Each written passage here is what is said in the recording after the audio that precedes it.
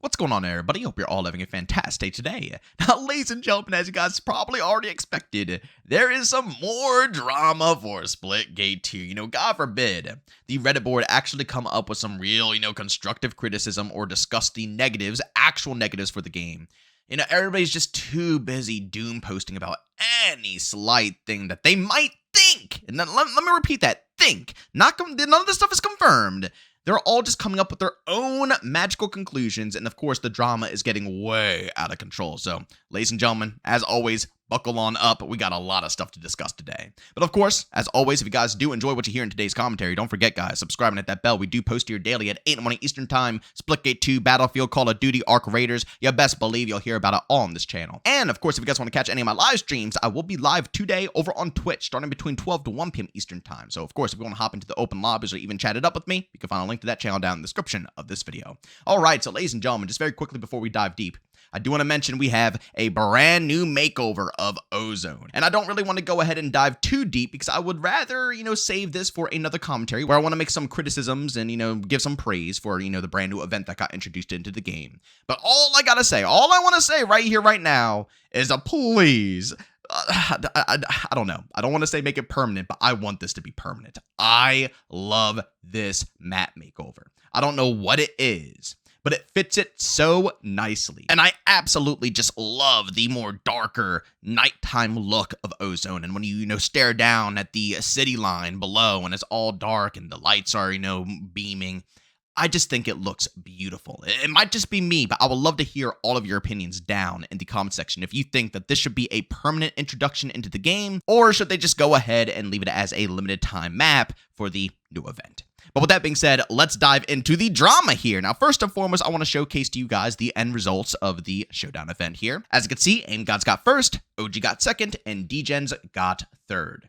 And I was a little worried that we weren't going to get too much of the content, but we pretty much got everything that I personally wanted. We got all the charms, and we got all the pistol camos. And I'm sure someone described how this works, in my comment section when I was asking questions, and because I didn't really understand what it meant by 9 rewards. And I'll be honest, I still didn't understand it up until this very date. But basically, again, we weren't really fighting to get the most stuff. We were all going to get the equal amount of stuff. We're mostly just fighting to see what team we got the full layout for. So again, whatever team came in first, you got all 4 of the items. Whatever team came in second, we all got 3 of the items. And whatever team came in third, we only got 2 of the items. But keep in mind, everybody got everything. So although AimGods, you got all 4, DGens got all 4 of those as well. It's just their team didn't come in first, so we only get 2 of their items because they came in last. Now, again, the drama has been going absolutely crazy over on Reddit. Almost every other post that you read, people are just screaming like it's nobody else's business that the devs have rigged the overall event. Now, this could be true. Who knows? But for me personally, I went ahead and dug a little bit deeper, and I looked into the actual content creators who were, on these teams, and if they were actually active with the game, if they were discussing things, or even encouraging individuals to hop into the experience.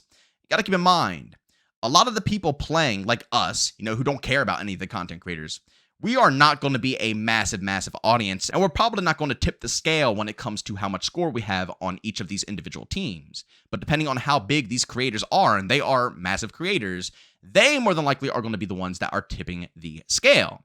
And from what I can tell, all of these creators pull in a ridiculous amount of views. I mean, people were absolutely mind-boggled when the DGens in one night gained over like 1 million points and took first place. And that's when I initially started seeing people complain so much over on Reddit saying that it's rigged.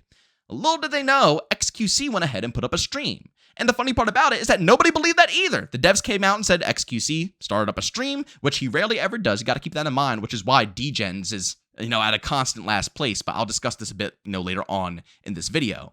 But he put up a stream. This dude averages almost 1 million views per stream. Ladies and gentlemen, I just want you to go ahead and put that into freaking perspective. 1 million views per stream. This guy goes ahead and does a Splitgate stream.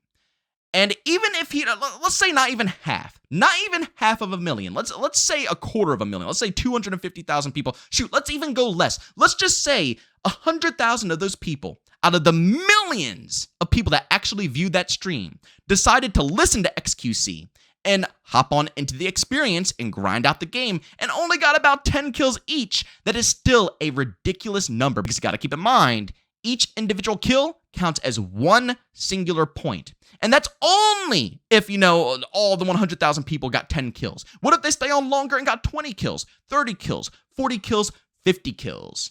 Do you get what I'm saying here? These influencers, it's in their name. They influence. And I see tons of people online saying, well, that's impossible. You know what I'm saying? People don't bother, watching streams like that and playing the game. But I'm sorry to say, and this is coming from someone who streams quite frequently, there's two main categories of individuals who enjoy streams. And of course, there's more. Don't get me wrong. There's still people who are, the outliers, including myself, depending on how I enjoy watching streams. But from what I can tell, there's two people who watch streams. One, the people who are currently working. They might have some desk work, or they can probably work and have some earbuds in, and they want background noise, so they put a stream on in the background. And two, people who are playing games and want the stream as background noise while they're playing. And you best believe that these individuals, these streamers, have a lot of people like that. Let's be honest, what's one of the biggest things that these streamers complain about? Stream snipers. A constant flow of people stalking their every single move, trying to get into all of their lobbies and, kill them and teabag them and brag, oh, I killed this big streamer. These people come in waves of hundreds and thousands, just stalking these streamers and playing what they're playing, doing what they're doing, so on and so forth, all of the above.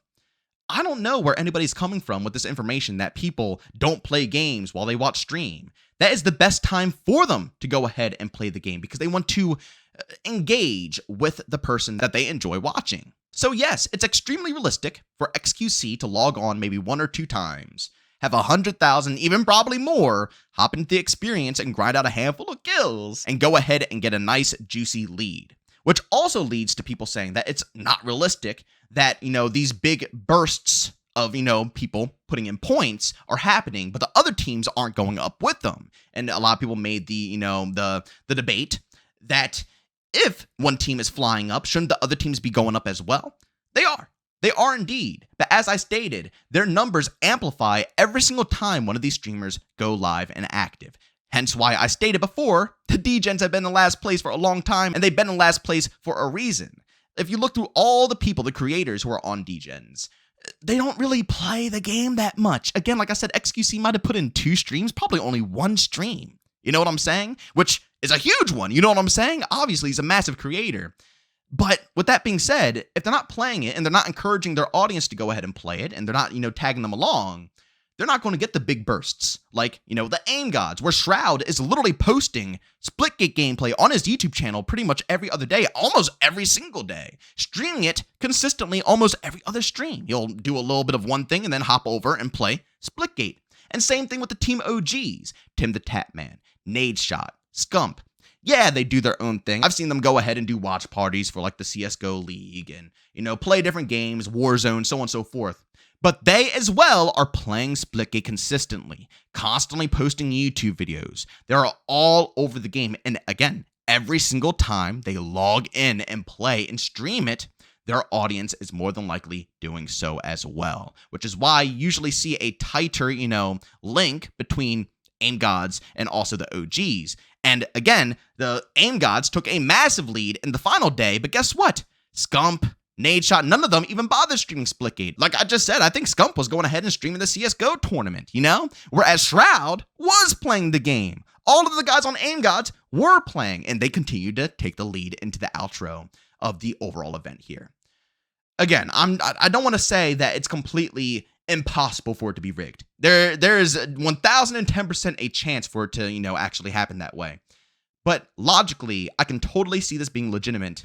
And also, once again, it's just more doom and gloom bullcrap for a lot of people to go ahead and complain about, where nobody's discussing what's actually wrong. Like, is the performance wrong? Are there tons of bugs still? Is the netcode crap? Nobody's discussing any of these things. So far from what I've heard, the performance is still buggy. And that's good. When people say these things, that's great because we need to know it. If we don't know it, the developers won't know what to fix. But everybody else, they don't post these things. They will gladly just hop on the bandwagon of every single random criticism that will make the game look horrible and will, quicken the failure of the overall title. This is how I see it.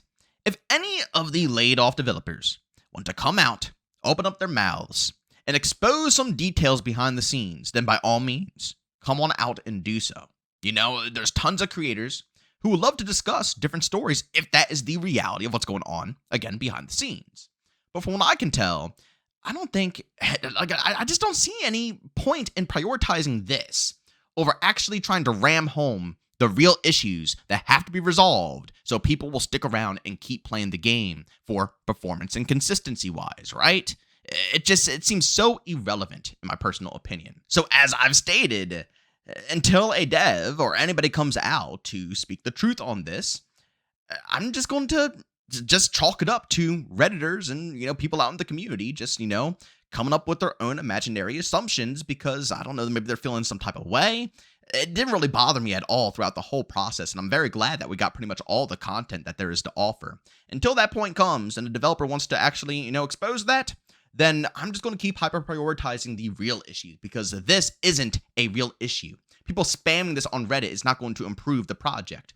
Talking about, again, getting ranked, having a consistent flow of content, maps, things to play around with, having a good progression system, and also I'm still hearing tons of reports from people on console and people on PC who are having many performance issues. So there's real work to be done here, ladies and gentlemen, and I think that we should be ramming those points home over having little hissy fits over what we think is happening.